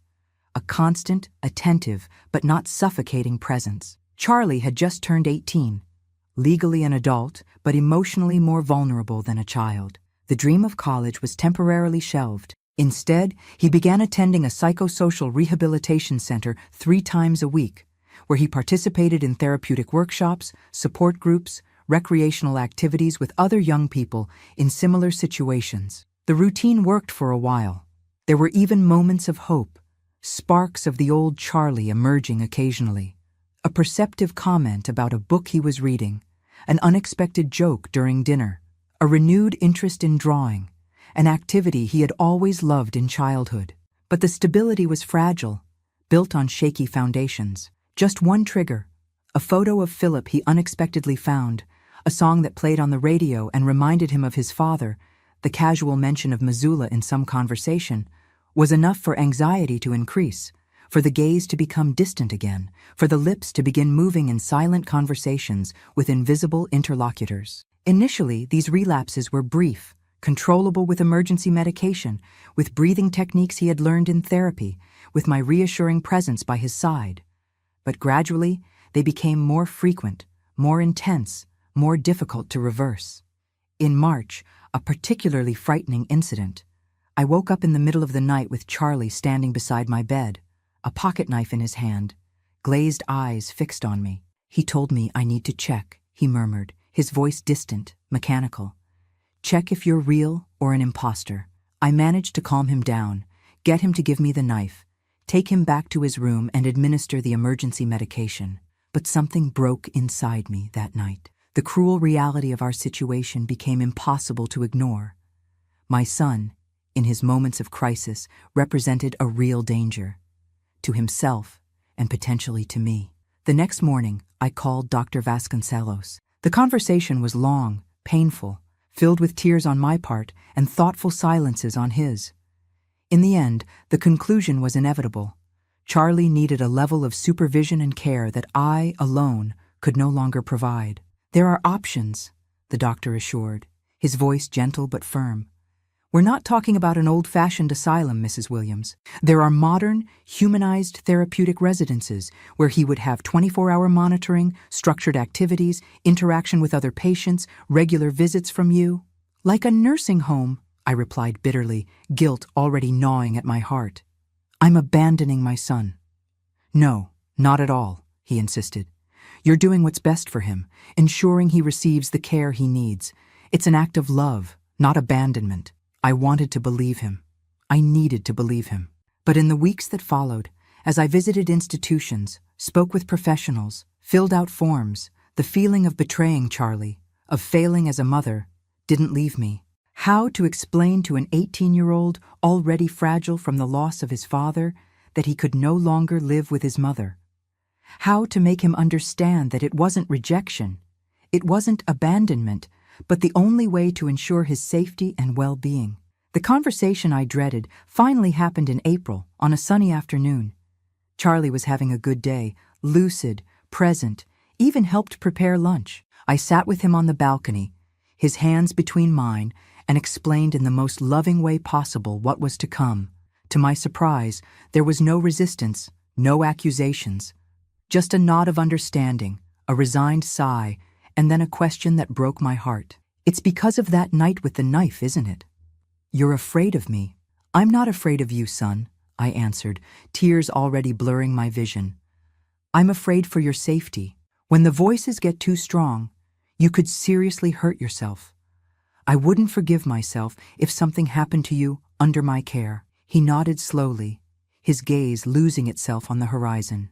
"The man in the hat says it's better this way, that I need to stay away from you, that I'm a danger." Those words hit me like a stab. The disease was robbing not only my son's mind, but also his right to be unconditionally loved, to feel deserving of care, of closeness, of normalcy. "The man in the hat is wrong," I said firmly, holding his face between my hands, forcing him to look into my eyes. "You're not a danger. You're my son, my heart outside my chest. That will never change. And I'm not sending you away. I'll be with you every day, visiting, participating in your treatment. We'll just be sleeping in different places." I don't know if he really believed me. How could he? But he accepted it, with a resignation that suggested that perhaps, at some level, he understood the need for the change. In May 1996, 6 months after Philip's death, Charlie moved to the New Horizons Therapeutic Residence, a relatively new institution on the outskirts of Seattle. It was a pleasant place, at least outwardly. A large house, airy, with well-kept gardens, individual rooms for residents, welcoming common spaces, a team of professionals who seemed genuinely committed to the patient's well-being. On moving day, I helped him arrange his room. I put photos of us on the walls, arranged his favorite books on the small bookshelf, made the bed with sheets from home so he would have something familiar in the new environment. When the time came to say goodbye, he hugged me with surprising intensity. "Everything will be okay, Mom," he whispered, strangely reversing our roles, as if it were he who needed to comfort me. I understand why it has to be this way. Driving back to the empty apartment that night, I let the tears flow freely. In less than a year, I had lost my husband to violence, and now, in a way, I had also lost my son to the cruel disease that devoured his mind. The house that should shelter our family was reduced to a silent space where only I lived, surrounded by photos and memories of a life that seemed to belong to someone else, in another time. In the months that followed, I established a new routine. I visited Charlie daily, participated in the family meetings offered by the institution, talked regularly with his doctors and therapists. On good days, I would take him for short outings, a walk in the nearby park, coffee at a bakery, occasionally even lunch at the apartment on weekends. He seemed to adapt reasonably well. The adjusted medication, the structured routine, the consistency of professional monitoring.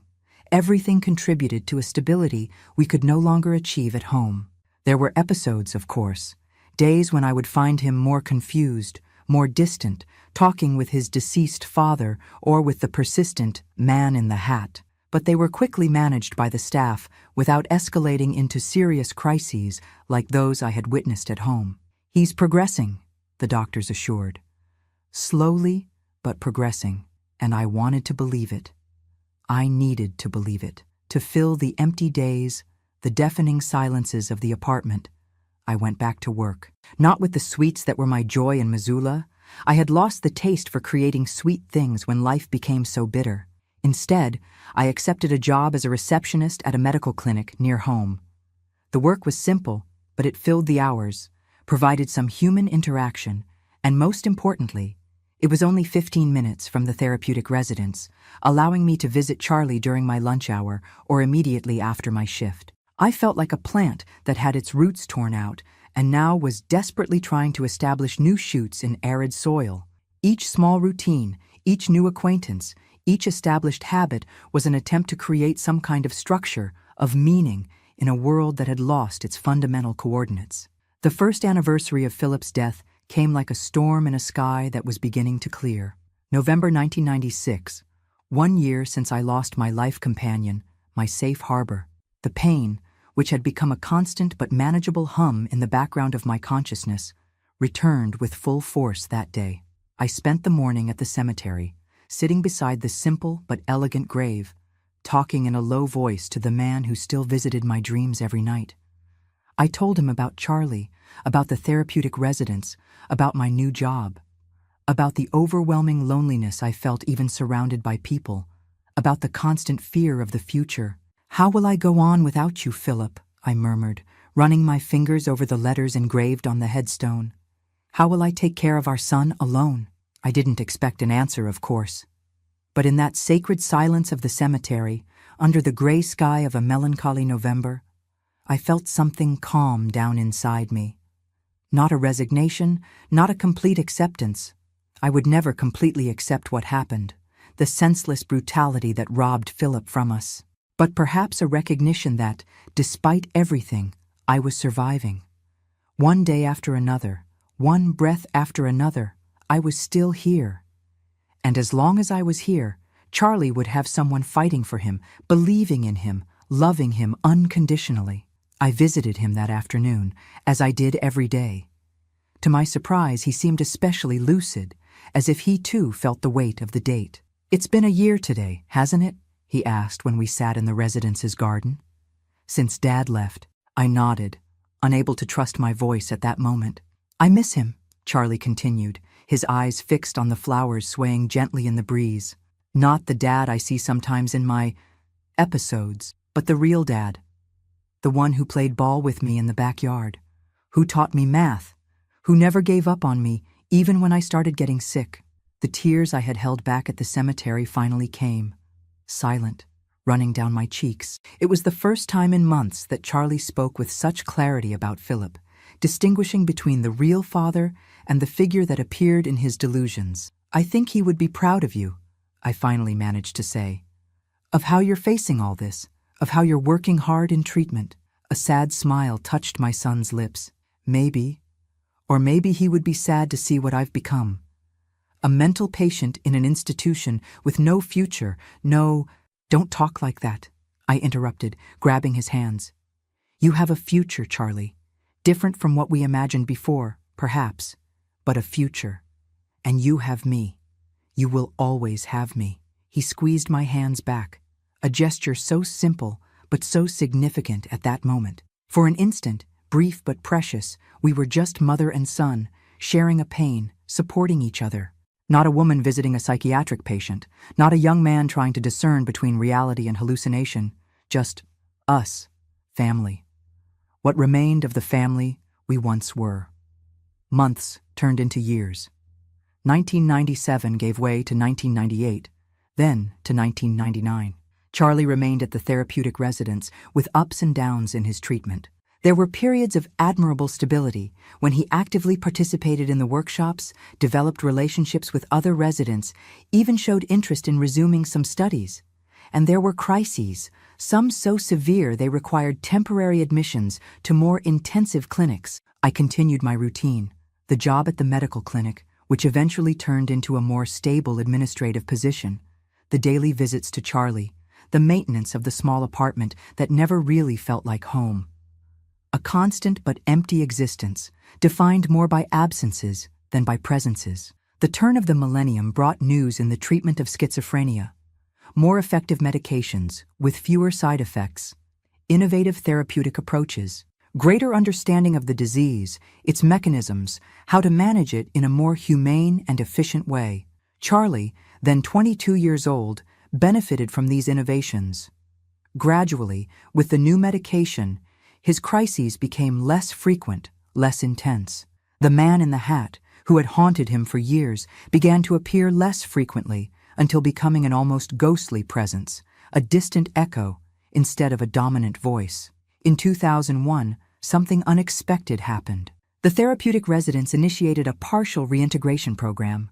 More stable patients could spend a few days a week outside the institution, in controlled family environments, as part of the process of readaptation to community life. Charlie was one of the first selected. "He's ready," stated his psychiatrist, Dr. Lucille, who had been following his case for years. "He still needs supervision. He'll still have bad days. He still needs a structured environment. But he can benefit from more time at home, more autonomy, a more consistent connection with the outside world." I can't describe the mix of emotions I felt. Joy, hope, but also a paralyzing fear. What if he had a serious crisis while under my care? What if the triggers at home were too strong? What if I couldn't protect him, as I couldn't on that terrible night with the knife, years ago? But above all, there was the deep desire to have my son back, even if partially, even if under controlled conditions, to prepare his breakfast, to watch television together at night, to create new memories that weren't limited by the institutional walls of the residence. So, from September 2001, Charlie began spending weekends at home, from Friday night until Sunday afternoon. A nurse from the residence would bring him on Friday and pick him up on Sunday, ensuring that the transition was smooth, that the medication was taken correctly, that any sign of decompensation was identified early. They were precious weekends, despite the challenges. Charlie still had moments of disconnection, still occasionally conversed with invisible interlocutors, still needed rigid routines and calm environments. But there were also moments of surprising normalcy, when we cooked together, when we discussed a book we had both read, when we simply sat on the balcony, observing the city, sharing a comfortable silence. "Thank you for not giving up on me, Mom," he said one of those nights, his voice almost a whisper. "I know it hasn't been easy." "I would never give up on you," I replied, my throat tight with contained emotion. Never. The arrangement worked well enough that, in 2003, it was expanded. Charlie now spent 4 days at home, returning to the residence only from Monday to Wednesday for intensive therapies and medication adjustments when necessary. It was almost like having him back, almost like rebuilding a version of the family life I thought I had lost forever. Of course, it wasn't perfect. There were relapses, days when he would shut himself in his room, refusing to eat or talk, days when the look would become distant again, the voice mechanical. There were significant limitations in what we could do, in the places we could go, in the people we could interact with. Schizophrenia was still there, a constant presence in our lives, dictating rules, imposing barriers, but we were together. We were fighting, day after day, year after year. And somehow, we found small joys, small victories amid the constant battle. In 2005, 10 years after Charlie's initial diagnosis, 7 years after Philip's murder, I allowed myself something I hadn't dared in all that time. Hope. Not the naive hope of a miraculous cure, of a return to pre-disease normalcy, but the mature, realistic hope of a dignified life, with purpose, with moments of genuine happiness despite the limitations imposed by the condition. Charlie, then 27 years old, had found an interest that almost transformed into a vocation. Art. He discovered in painting a form of expression that seemed to circumvent the barriers of his fragmented mind. His paintings, abstract, intensely colored, often disturbing but always magnetic, began to attract attention not just from the therapists at the residence, but from visitors, from other professionals. A small exhibition was organized at the city's cultural center. Extraordinary Minds, it was called, presenting works by psychiatric patients from various institutions in Seattle. Charlie's paintings occupied an entire wall, standing out for their surprisingly refined technique, distinctive color palette, and the almost palpable energy they emanated. I was there on opening night, watching from a distance as my son, dressed in a dress shirt I had bought especially for the occasion, conversed with visitors, explained his creative process, received compliments with a mixture of shyness and pride. At times, it was impossible to distinguish him from any other emerging young artist. There were no external signs of the disease that consumed him inside, nothing that suggested the daily battles he fought just to remain connected to reality. That night, returning home in a taxi, Charlie would return to the residence with the therapeutic companions who supervised the event. I allowed myself to cry.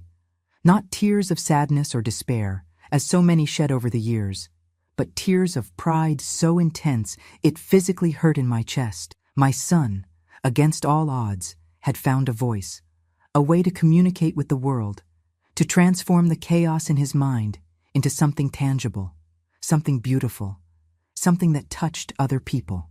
The disease hadn't completely defeated him. There were spaces where he could still flourish, could still truly be himself. And I, who for so many years saw myself only as a caregiver, as support, as a safety net, now allowed myself a new role, that of a proud mother celebrating her son's achievements no matter how different they were from what I once dreamed for him. Life would continue to be difficult. There would be more crises, more hospitalizations, more moments of despair. Schizophrenia is not a condition that simply disappears, even with the best available treatment. And the absence of Philip, that pain that became part of me, like a scar that never completely disappears, would still be felt on every birthday, every Christmas, every significant moment he wasn't there to share. But perhaps, just perhaps, there was room for more than just survival. Perhaps there was a possibility of small joys, of purpose, of meaning, even amid the ruins of what was once our life. And it was with that thought, not exactly hopeful, but at least not completely somber, that I moved forward, day by day, year by year, alongside my son, facing together the challenges a cruel fate imposed on us, finding beauty where we could, creating meaning from chaos, refusing to let tragedy have the last word in our story. It was in October 2008 that my life took yet another unexpected turn. Charlie, then 30 years old, had achieved a stability that allowed us an almost normal routine. He spent 5 days a week at home, returning to the therapeutic residence only for consultations and therapeutic activities. His medication was well adjusted, the crises had become rare, and he even occasionally sold some paintings through a gallery that specialized in art by psychiatric patients. I was 55 years old and still worked at the same medical clinic, now as an administrative manager. A simple life, without great excitements, but stable. Finally, after so many years of storm, it seemed we had found a safe harbor. That Monday morning, I was preparing to leave for work when I slipped on the bathroom rug. A silly fall, one of those that under normal circumstances would result in just a bruise and a story to tell. But I immediately felt that something was wrong. A searing pain in my right ankle, an almost instantaneous swelling. "Mom, is everything okay in there?" Charlie knocked on the door, his voice concerned. "I heard a noise."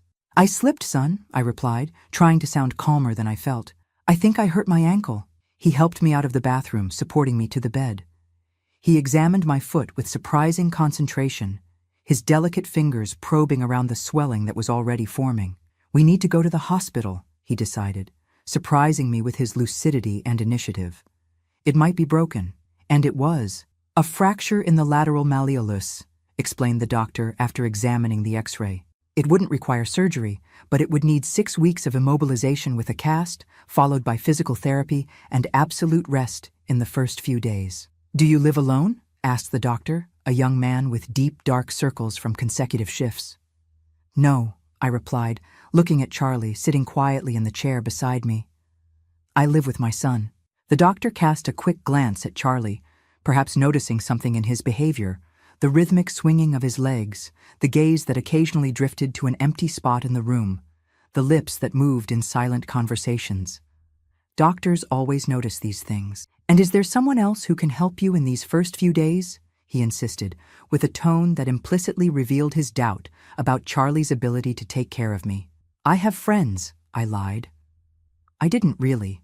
Years caring for a schizophrenic son had reduced my social circle to almost nothing, and I can hire someone if necessary. The doctor nodded, not entirely convinced. "I strongly recommend that you have help in the first few days at least. You won't be able to put weight on your foot. You'll need assistance for basic tasks such as bathing, preparing meals." We left the hospital with my foot in a cast, a prescription for painkillers, and a pamphlet with instructions about cast care. Charlie firmly held my arm while I balanced on the awkward crutches, guiding me to the taxi that would take us home. "I'm going to take care of you, Mom," he said as the car advanced through the streets of Seattle. Not the promise of an adult son to his elderly mother, but almost like a child determined to show that he is capable of a responsibility too great for his shoulders. "Thank you, son," I replied, my throat tight with a mixture of gratitude and concern. How much could he really do? For how long would his condition allow him to assume the role of caregiver when for so many years he had been the one who needed care? The first days went surprisingly well. Charlie proved attentive, dedicated, almost meticulous in following the medical instructions. He helped me to the bathroom, prepared simple meals, religiously checked the times for my medications. I called work, explaining the situation, and managed to get a 3-week medical leave. Dr. Lucille, Charlie's psychiatrist, made a home visit when she heard about the accident, an extraordinary gesture that demonstrated the special bond she had developed with us over the years. "How are you managing?" she asked after examining my ankle and approving the care we were taking. "Surprisingly well," I confessed. "Charlie has been wonderful. I hardly recognize my son in these last few days." She smiled, but her eyes revealed a professional concern that didn't escape my perception. "This is good, but we need to be vigilant," she said in a low voice while Charlie was in the kitchen preparing tea for us. "This sudden change of role, from patient to caregiver, can be stressful for him, even if he doesn't show it now. And stress is one of the main triggers for relapses in cases of schizophrenia." "What do you suggest?" I asked, feeling the familiar tightness in my chest that accompanied any conversation about possible crises. "I'll increase our sessions to twice a week, right here at home to make it easier. And I strongly suggest that you consider external help, a nurse a few hours a day perhaps, not only to help you, but to relieve the pressure on Charlie." I promised to think about it, although I knew our finances were tight. The health insurance would cover part of the physical therapy, but a private nurse would be a difficult luxury to sustain. The second week with the cast brought the first changes in Charlie's behavior. Subtle initially, a forgetfulness here, an irritability there. Nothing alarming, just signs of tiredness, I thought. Anyone would be exhausted taking care of someone 24 hours a day. It was on Thursday of that week that I noticed something more concerning. I woke up in the middle of the night thirsty and called for Charlie to help me get water. No response. I dragged myself to the bedroom door, supported by the crutches, and saw him sitting in the dark living room, animatedly conversing with someone who wasn't there. "But you don't understand," he was saying, gesturing to the empty sofa. "She depends on me now. I can't just—" He stopped abruptly when he perceived my presence. He turned with a sudden movement, his eyes wide reflecting the little light that came from the street. "Mom," he said, his voice strangely normal, as if he hadn't just been caught in a conversation with the air. "Do you need something?" "Just some water," I replied, pretending not to have seen or heard anything. Years of living with the disease had taught me when to confront and when to pretend normalcy. "Sorry to wake you up." He got up, solicitous, and went to the kitchen to get the water. I observed his movements, looking for other signs of decompensation. Were his hands shaking? Were his steps irregular? Was his posture too tense? He seemed normal, but I knew that appearances are deceiving when it comes to schizophrenia. The outer calm often hides an internal storm. In the days that followed, the episodes became more frequent, more difficult to ignore.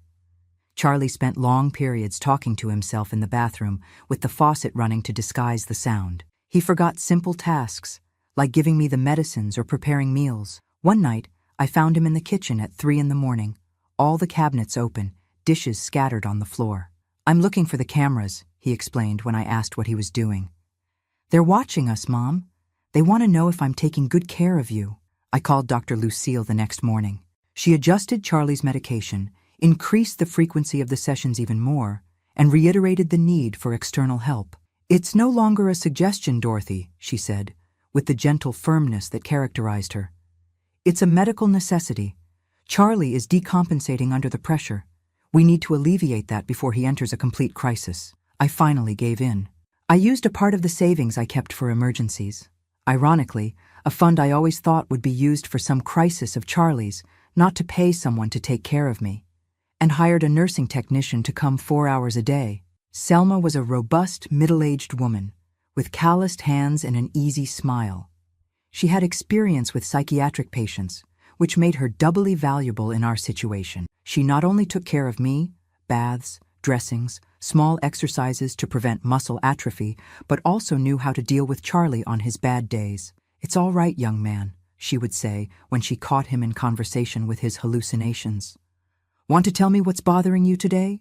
And surprisingly, he often would tell her. As if Selma's presence, someone from outside, not overburdened by the emotional weight of being his mother, created a safe space for him to admit his fears, his confusions. "The man in the hat is back," he confessed one afternoon, while Selma was changing my dressing. "He says I'm not taking good care of my mother, that she's going to die because of me, like my father died." My heart tightened to hear that.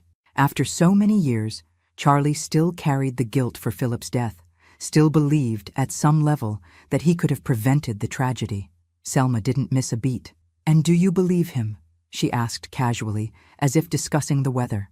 Charlie hesitated. "Sometimes," he finally admitted, "when I'm very tired." "Well, I think the man in the hat doesn't know what he's talking about," Selma replied, finishing the dressing with a gentle pat on my leg. "I've never seen a son who takes such good care of his mother as you do. And I've worked in many homes." I saw something change in Charlie's face, a relaxation, a decrease in the tension that had been building up in recent days. Just a few simple words, without judgment, from someone he didn't need to emotionally protect. It was at that moment that I realized our mother-son dynamic, however loving it was also part of the problem. Charlie felt responsible not just for my physical care, but for my emotional well-being.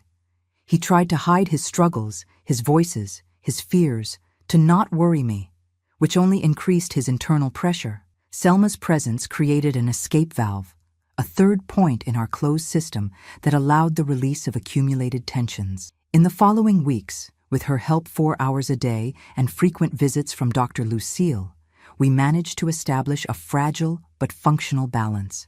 My ankle gradually improved. After 6 weeks, the cast was removed, revealing pale, dry skin and a visibly thinner limb due to inactivity. I began physical therapy 3 times a week, using a special transportation for people with reduced mobility that the city's social assistance provided. With each small progress, the first step without crutches, the first time I managed to bathe alone, the day I returned to work, initially part-time, Charlie also seemed to improve a little, as if my physical recovery was somehow linked to his mental stability. We continued with Selma's help even after my physical recovery was well advanced. 2 hours a day, 3 times a week, enough to give Charlie time for himself, a respite from the constant responsibility he felt for me.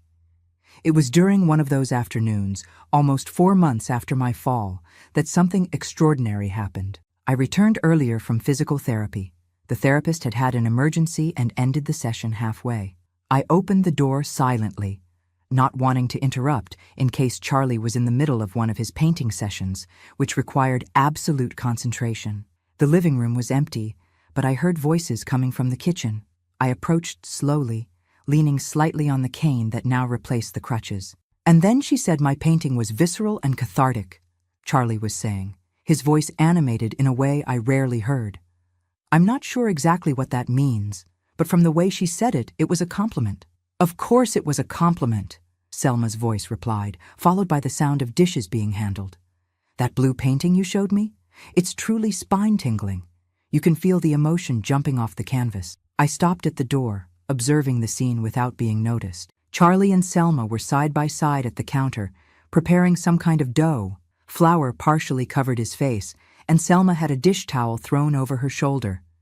They looked normal, like 2 friends cooking together, laughing, talking about art and life. "Do you think one day I could have an exhibition just for me?" Charlie asked, his voice suddenly shy, vulnerable. "Not just those patient art ones, but a real one, in a normal gallery." "And why couldn't you?" Selma replied, nudging him slightly with her elbow. "You have talent to spare. And look, my nephew works at a small gallery in the Capitol Hill neighborhood. I can talk to him, see if he'll come take a look at your paintings." Charlie's face lit up with such pure, genuine hope that I felt tears in my eyes. I silently retreated, deciding to go around and enter, making more noise, announcing my arrival. That moment was too precious to be interrupted. that simple human connection my son rarely managed to establish with people outside the medical therapeutic circle. In the months that followed, Selma became more than a caregiver. She became a friend, almost part of the family. Her nephew, Leonard, really did come to see Charlie's paintings and was impressed enough to organize a small exhibition at the gallery where he worked. Contemporary art of the Northwest was how he classified the works, without any mention of Charlie's condition. Just art, judged on its own merit. The opening was in July 2009, on a cool evening of the Seattle summer. A small, intimate event with cheap wine and simple hors d'oeuvres. But for us, it was like the most spectacular gala night in the world. Charlie, nervous but determined, wore the blue shirt that had been Philip's, carefully stored all these years. I wore a new dress, the first I had bought in years, and even allowed myself a trip to the hairdresser. As we entered the gallery and saw Charlie's paintings hanging on the white walls, illuminated by directional spots, labeled with his full name and titles he had chosen himself, something permanently changed in our dynamic. We were no longer just the overprotective mother and the sick son. We were Dorothy and Charles Phillip, a proud woman and a rising artist. 3 paintings were sold that night, one of them to an art professor from the University of Washington, who had no idea that the artist whose work he admired lived with schizophrenia.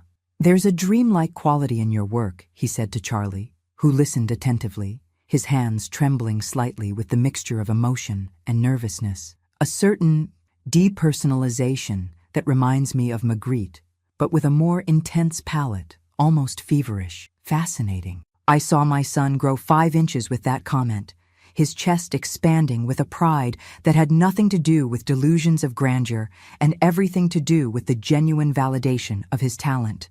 On the way back home, Charlie was silent for several minutes, looking out the taxi window, the city lights reflecting on his thoughtful face. "You know, Mom," he finally said, his voice low but firm, "I think Dad would have liked tonight."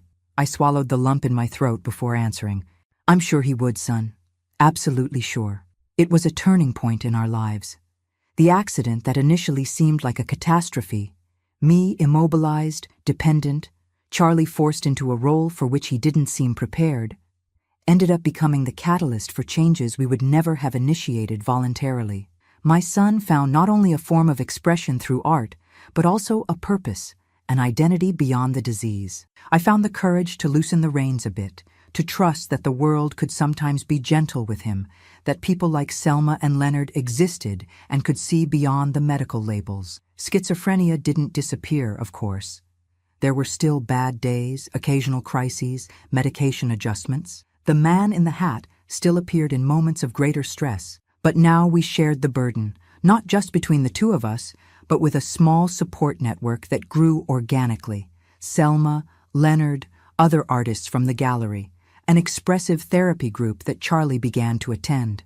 Today, sitting in this rocking chair, looking at the walls of my living room decorated with my son's paintings, some he insisted I keep, others I bought at his exhibitions, proud as any mother would be, I think about how life takes unpredictable turns. That fall in the bathroom, which seemed like a minor tragedy adding to all the major tragedies we had already faced, ended up being a blessing in disguise. A detour in the path that led us to landscapes we would never have discovered otherwise. Charlie is now 47 years old. He still lives with schizophrenia, still has his limitations, still needs certain supervision and support. But he is also a recognized artist in specialized circuits, occasionally gives talks about art and mental health, has a small circle of friends. A life I never imagined would be possible in those dark days of initial diagnosis, of hospitalizations, of violent crises. And me? I'm here, at 72 years old, sharing this story with you, perhaps to give hope to other parents facing the diagnosis of a beloved child, perhaps to show that the stories of families affected by severe mental illnesses don't always end in tragedy, or perhaps just because, after so many years keeping this story inside me, I feel it's time to let it out, to transform it into something that might, somehow, help others. If you've made it this far, my dear, I want to thank you from the bottom of my heart. I know it wasn't an easy story to hear, but I hope you found something useful in it, something that resonates with your own journey, whatever it may be. Before I say goodbye, I'd like to ask a small favor. If this story touched your heart in any way, please leave a like, subscribe to Grandparents' Tales so you don't miss our next life stories. Each week, I share experiences that might help illuminate the path for those still on their journey. This old lady sends you a tight hug, full of affection. And remember, no matter how dark the night, the sun always rises again. Always.